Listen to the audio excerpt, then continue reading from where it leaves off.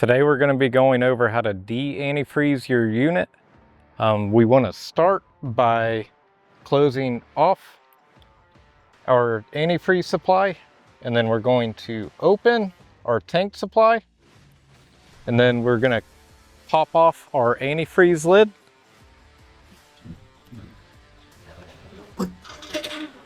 Now we're going to come back and grab our jet hose. And you want to make sure you close this ball valve as well.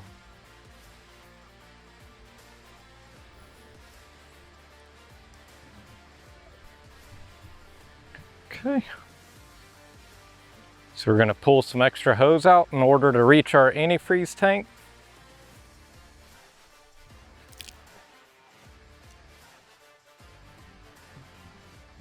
We're going to put our hose in our antifreeze tank.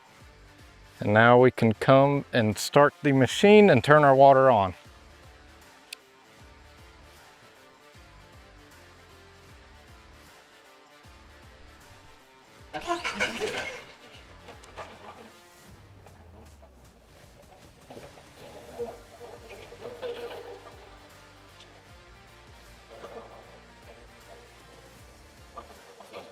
Now we're just going to wait until the water turns clear.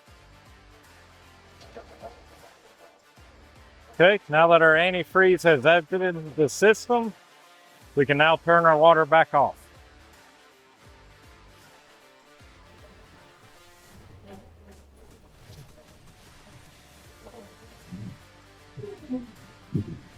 After you've de-antifreezed your unit, you will have antifreeze that is retained in these lines, your bypass and your jump jet.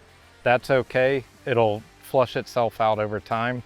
You do want to make sure whenever you do antifreeze and de-antifreeze that you keep an eye on your antifreeze levels. You want to keep a 50-50 mixture. For any other questions, please feel free to reach out to us anytime.